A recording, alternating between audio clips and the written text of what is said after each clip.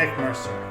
There's no Aaron today, so it's just me talking to Stephen Gurr, who is a nutritionist at Premier Athletic Therapy and Sports Medicine here in St. John's. But first, I'd like to thank everyone for listening to this podcast, and please encourage everyone to please subscribe, rate, and review to wherever you get your podcast, whether it's Apple Podcasts, Spotify, SoundCloud, Stitcher, or YouTube. My YouTube channel is up. And please visit my website at www.concussiontalks.com. Thank you very much. And without further ado, here's Stephen Gurr. Okay, so Stephen, now can you just tell everybody who you are, where you work, where you are now?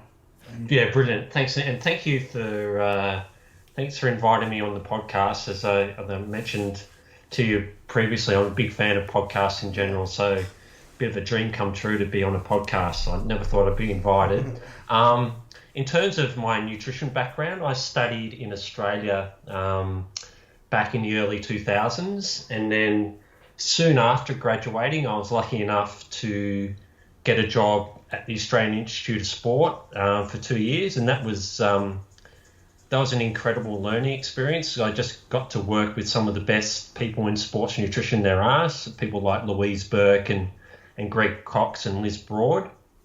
So I spent 2 years there, and then I moved to a country most people haven't heard of, but they might next year when the World Cup's on. I moved to a place called Doha in Qatar. Yeah. And there I worked for 9 years as a sports dietitian at the Aspire Academy for Sports Excellence, and also Aspetar Sports Medicine Hospital. During that time, I worked mainly with youth athletes, so athletes aged between 12 and 18, mostly in what they call football over there, but we call soccer, but also a range of individual sports. And I also had the opportunity to work with a lot of track and field athletes, both youth and senior athletes. And it was just a really good learning experience over there, and I got to travel a lot too, which was really... I was really fortunate in that sense as well. And then in 2019, late 2019, I moved to St. John's with my wife. She's lived here. She was in Doha as well, working. And we decided to move here. And then, been here since September 2019, and currently working at Premier Athletic Therapy. That's great, because I've had Ashley Hiscock who's been on this program, and actually found that on the front page. Matt and Ashley did a video with them in late 2019. Yeah. And so that Ashley's been a big support of this, and it's been great to have her on, and great to ask her, and she said you're a great person to talk to. So we're here to talk about concussion, and I know your background is more in for athletic backgrounds, more running and playing sports like that, but also you obviously know concussion, nutrition from elite performance, and it's on the master's level, and just general keeping yourself fit and keeping yourself healthy. So how did you don't necessarily have expertise in or didn't, I'm sure you do now, in concussion nutrition, but you obviously and you do a lot of talks on different dietary aspects of sport, and not just necessarily sport, but just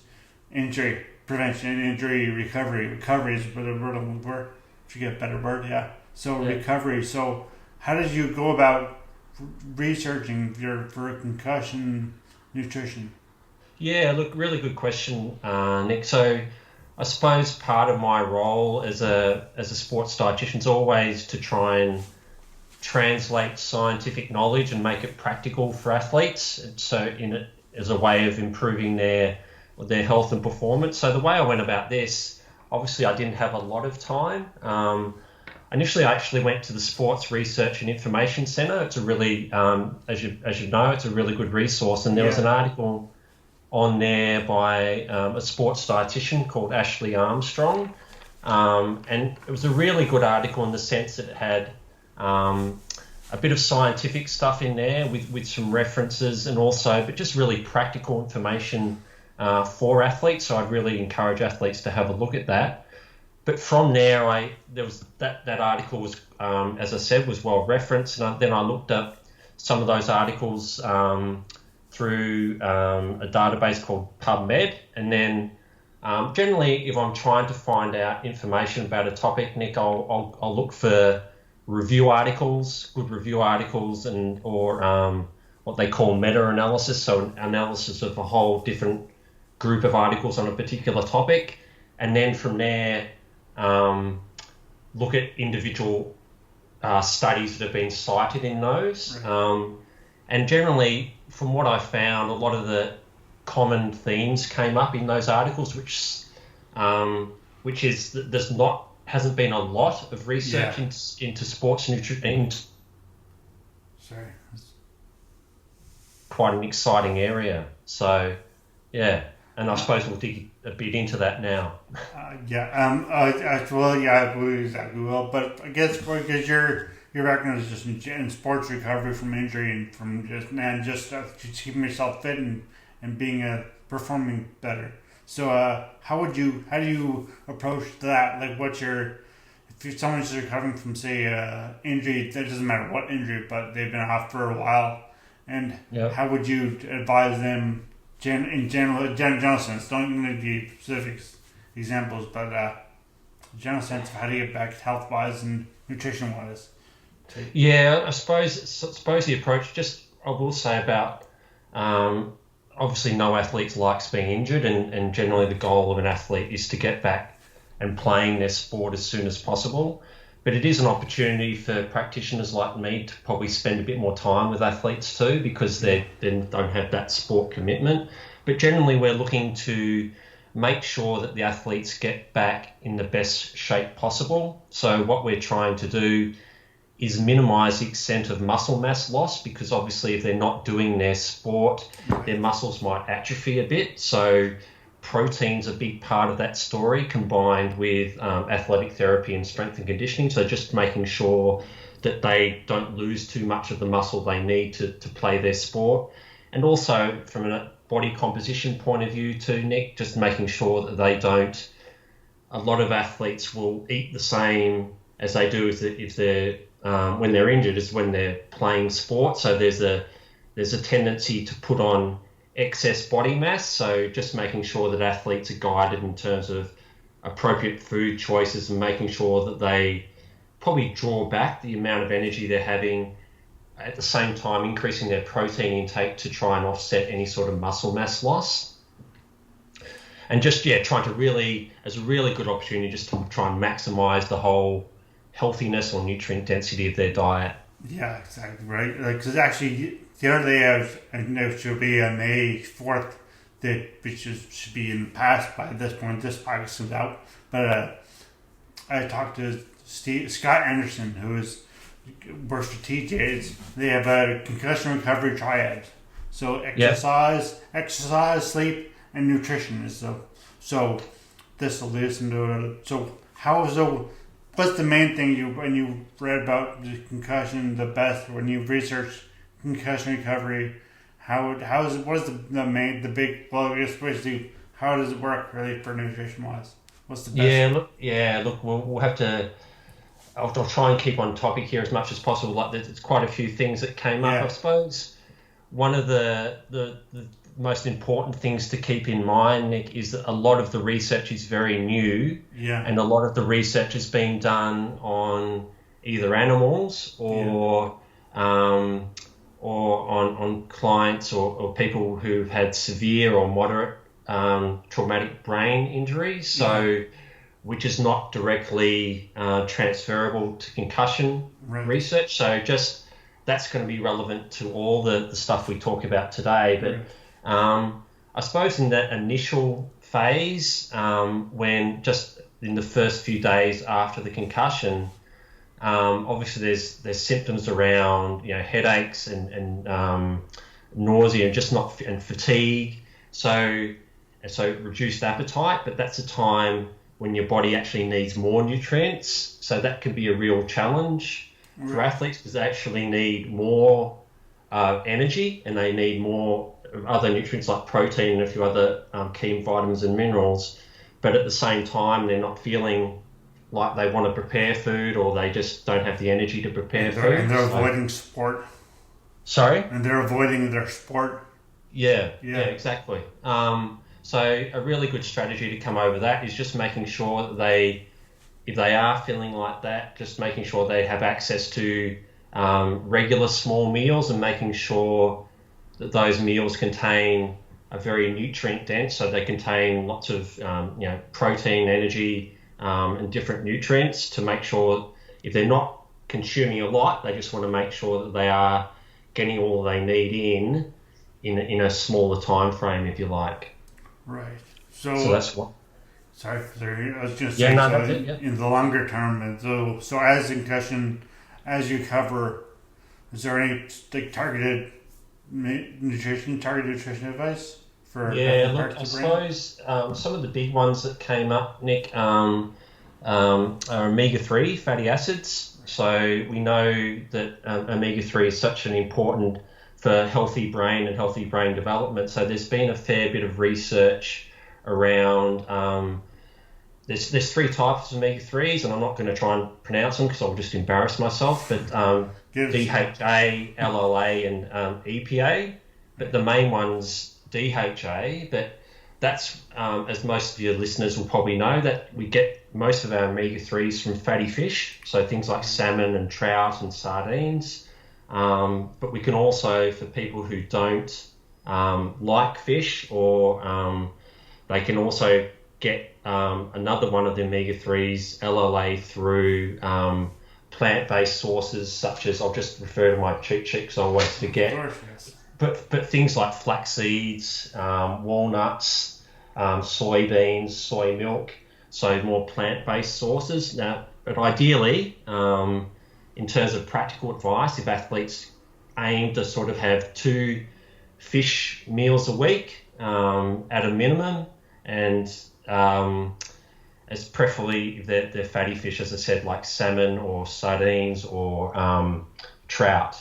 But I suppose there's a bit of a cost issue for that because it's not, especially if you're a student athlete, buying salmon 2 times a week from the supermarket. Does it matter if it's canned or fresh or frozen? Look, it doesn't really make a difference, Nick. I think both are suitable, and you've got to, as with any athlete, we've got to work within their flavour preferences and within their budget as well. That's true. I think it's really, really important. So budget really can still play a big part in this, eh? Like big part in recovery or not necessarily recovery, but for how well that the way they can adhere to any schedule you give them to recovery. Yep. And I suppose another thing that came up a lot, many of your listeners, especially your anyone who's a strength and power athlete, would be familiar with creatine. I was going to say this. And creatine is one of these supplements, one of the few supplements in sports nutrition that's actually been proven to work in terms of allowing athletes to, especially repeated high intensity exercise. But the reason it's important, there's a lot of research interest when it comes to concussion, is because creatine also provides energy for the brain, and we know that in concussion, creatine levels in the brain are decreased. So there's a lot of research into what sort of level of dosing would be required and what effect, if any, creatine supplementation could have on recovery from concussion. Most people will be aware too that creatine you can get from the diet, but the levels you need for these, in the context of sport performance effects, you need to take a supplement. But like all the other research in concussion, Nick, it's still early days, so they still need to do a lot more. Most of the studies, again, are from animal models and also from people with severe traumatic brain injury. So for in terms of omega-3, you said we all know they're good for the brain, but what do they do for the brain? Oh, they're really important just for brain development and functioning, Nick. I can't take a really deep dive into that, No, no. but the studies that have shown they can play a role in reducing brain damage and just reducing or attenuating cognitive decline as well. But again, we have to be careful in terms of we're not at a stage yet where we can recommend specific dose or a dose of supplements or I didn't mention, obviously people will be familiar with omega-3 supplements. Again, they've been studied a lot in different health contexts as well. But you can't come into a certain dosage at all.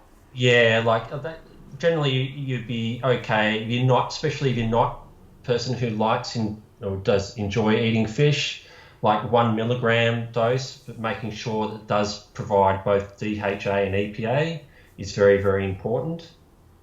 And what about say nutrients and minerals? Are they or any other aspects? Yeah, so there's been a couple of others have gained interest is vitamin E and vitamin C. Both again shown that they can be beneficial in terms of enhancing recovery after injury, after concussion. Vitamin E and vitamin C are well known as playing an important role anyway, Nick, in immune function. But again, it's not. That doesn't mean that we're going to encourage athletes to go out and buy vitamin E supplements or vitamin C supplements. Most athletes and most people can get all the vitamin E and C they need from real food options.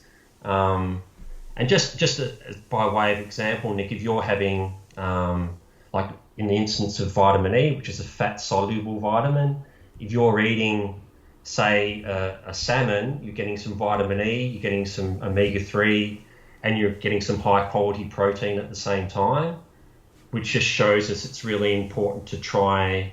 It's always more beneficial for athletes to try and get what they need through real foods because they provide a range of nutrients in one package, if you like, rather than trying to take individual supplements,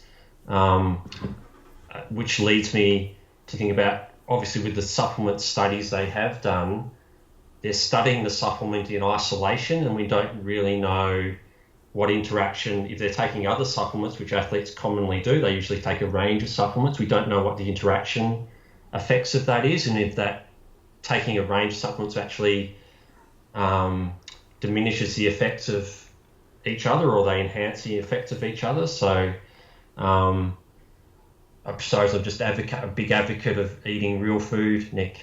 Yes. Yeah, because this is not like I'm rambling here. On another podcast that we talked to many concussions, where I talked to listen to hear from many concussion survivors, and they talk about how not all of them obviously, but many people talk about it, to go down some the dark hole. They get depressed because the emotional effects of having concussion, and they perhaps eat or drink or do whatever. So is there anything that people should avoid after when they're recovering from concussion? Is there anything they shouldn't eat? Yeah, and there's a couple of other things I think in terms of the should eat, but probably the big thing that stands out in terms of what they shouldn't have, Nick, is alcohol. One thing I didn't touch on before, which is remiss, is hydration. Is very, very important for people, especially in that short-term recovery phase, because alcohol is a diuretic, and just in terms of coping with headaches, being dehydrated makes that worse. So anything that promotes dehydration is not a good thing. What about like coffee, for example? I know coffee's also diuretic, but yeah, that's. I think coffee's okay, Nick. I think coffee is not really a powerful diuretic, so it's not as good as water. But it's you're still retaining some of that fluid, so I wouldn't see that as a major. But I suppose it's interesting if we're telling athletes to, say, increase their intake of omega-3 or vitamin E or vitamin C, so eating lots of healthy fats and vegetables. If you're eating if you then choose to eat a lot of highly processed foods or fast foods, obviously there's the negative health consequences of doing that, but also it means almost by definition you're going to miss out on eating the stuff that actually could enhance your recovery. So obviously we can't eat everything. So avoiding, like any time, I think, Nick, avoiding things that are really highly processed in terms of lots of refined sugar or saturated fats are things we don't want to have too much of for a whole range of reasons. And also that's very, very relevant for concussion as well. Yeah. No, I know, like my sister, for example, she doesn't have a concussion, and she's very healthy, and she does, like, there's some foods she loves, but she won't eat them. She won't eat them as much because there's a waste of her caloric intake kind of thing. She shouldn't say that, but she's a waste of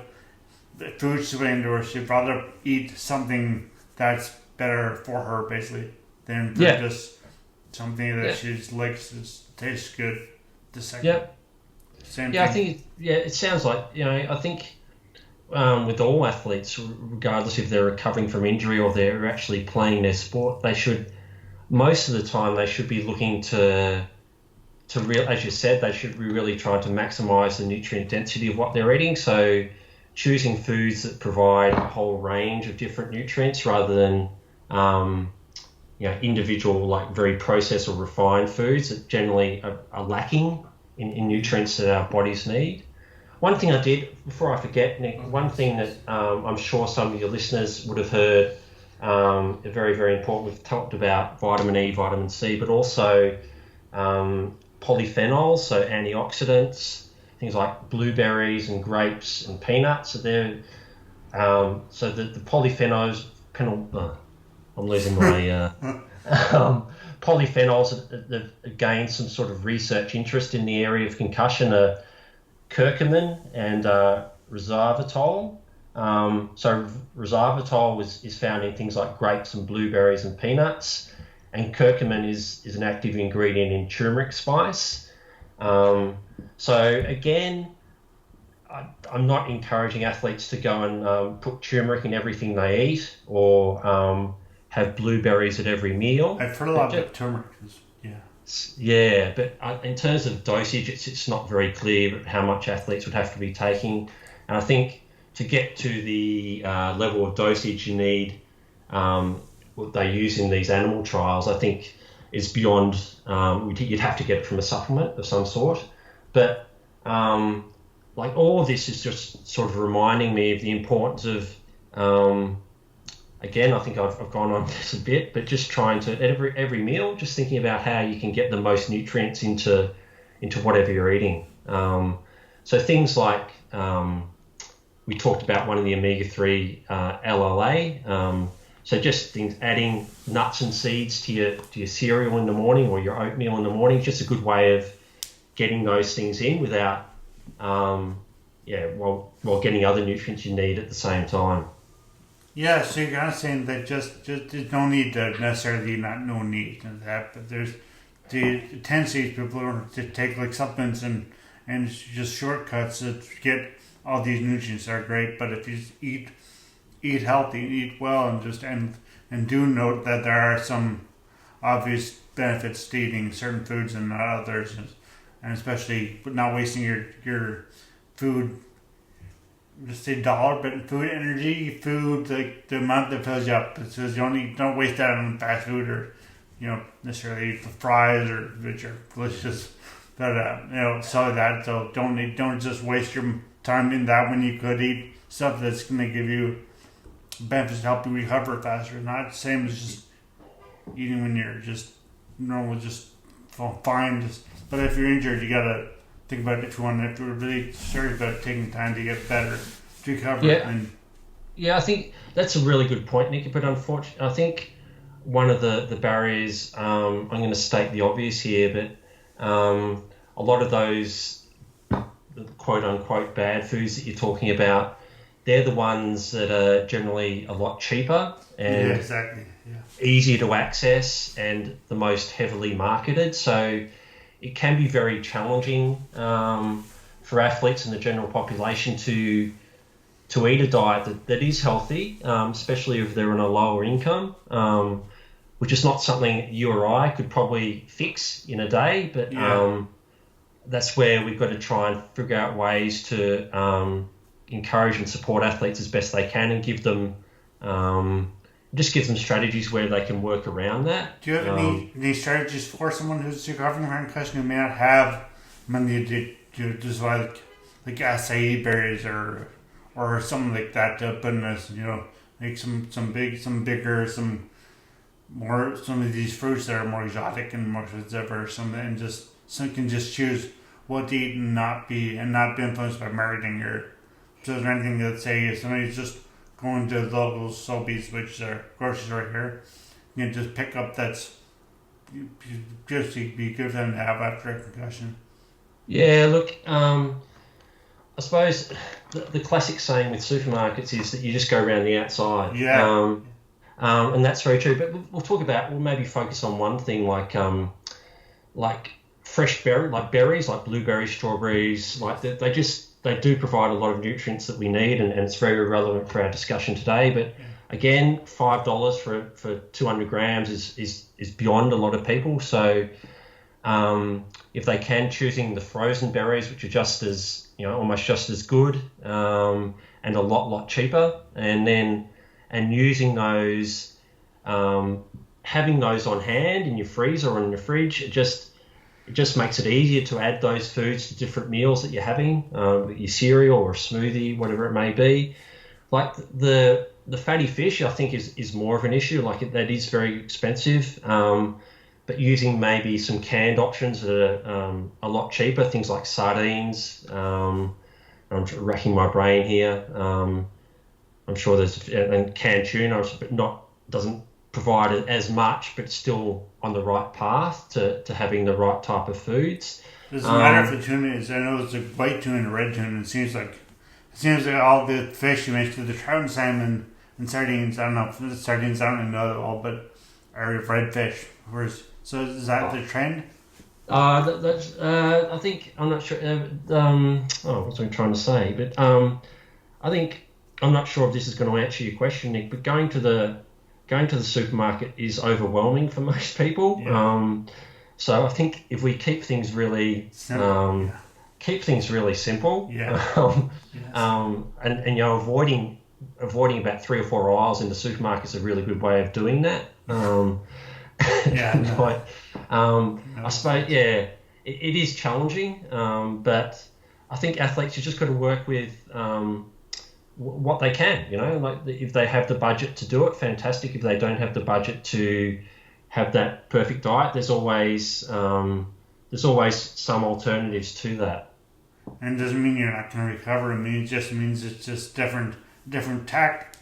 Different way, and it's a really good way of trying novel ideas and novel ways of achieving the same goal. Yeah, definitely. Yeah. So what would you recommend? Someone is concussed and they come to Premier and they see Ashley and they get a massage or they do strength training. They come to you and they say, I want to get back to playing soccer.